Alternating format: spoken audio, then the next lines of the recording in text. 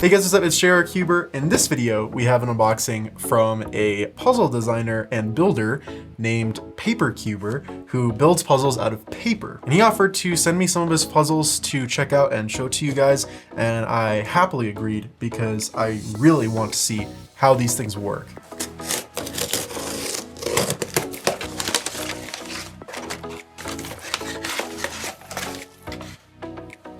Okay, so here is everything that came in the package. It looks like this one kind of had a bit of a two-part holder that kind of came apart a bit, but we can go ahead and take this out. So these are really cool, just like 3D printed holders. So this just goes together like that. That's really cool. Oh my gosh, this is so cool. This just totally comes apart.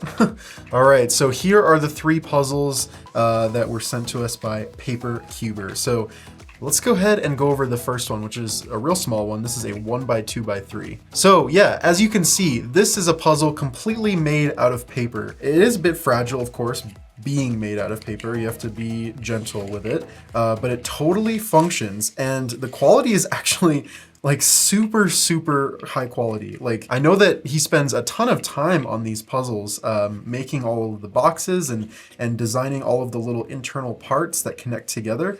As you can see, there's a little bit, the pieces kind of start to fall out if you just hold it sideways, but like, what really can you expect? But yeah, I mean, you can kind of see a little bit of how it works. There's just like a little stalk that comes down and gets attached underneath there. So as you can see also on this white side is his logo, which is really cool. I really like that design. That's awesome.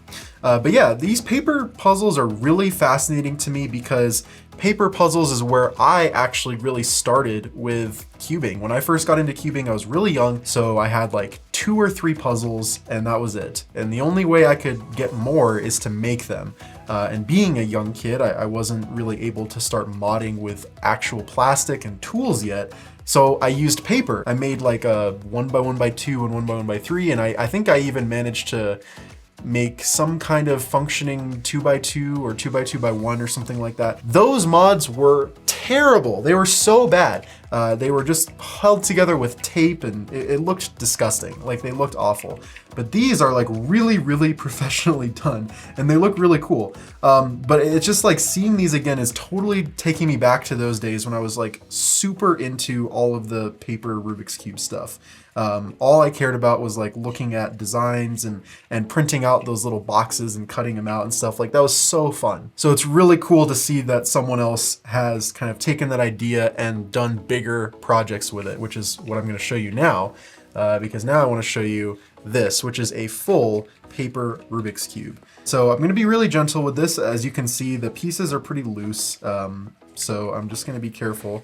But as you can see, it totally works. I think as long as you kind of just keep your whole hand around it and do a turn like that, it's pretty much fine. Honestly, like, there's really no way to like judge the quality of this. I don't think the fact that it's unstable or the fact that it's not very usable means that much when it's a paper Rubik's Cube. Like, the fact that it even exists is the cool part. But there we go. There's a checkerboard pattern. So as you can see, it's fully functional. Every layer works. And yeah, it actually moves really not too terribly. Like, if you're careful with it, you can get moves started just fine. It really doesn't like lock up that much or feel like it's going to just completely fall apart, despite the fact that it is pretty loose, which is really cool. So I feel like he must have done a lot of work on these internal pieces to get them to kind of roll over each other easily. So let's go ahead and take a look at them. So here's an edge piece, and I'm honestly like really astounded at how this is even designed. Like, I'm not sure if this is a combination of multiple like paper parts that have been stuck together. It honestly really doesn't look like it. It looks like this was probably all made from like a single section of paper. We can also take a look at a corner, which also looks really cool. Very meticulously made, and I really love how he's rounded off the pieces as well. Yeah, this must have taken a really long time to get right. And if I take out another corner, we can take a look into the core here, which again is completely made out of paper. So yeah, a really, really impressive puzzle, a really impressive design. This basically just fulfills like the dreams that I had when I was a young kid of like wanting to make a paper Rubik's Cube. That's something that I totally wanted to do. So yeah, this is just a really, really impressive feat, I think. But what's even more impressive is that he's been able to make significantly more complex puzzles than a 3x3 out of paper, which is what the next one I'm going to show you is, which is a 3x3x5 made out of paper, which is unbelievable. I want to see if this thing really even works. It looks like it's even a little more unstable than the 3x3, but let's see if we can get a layer, this top layer here, to turn. Maybe I have to kind of set it flat.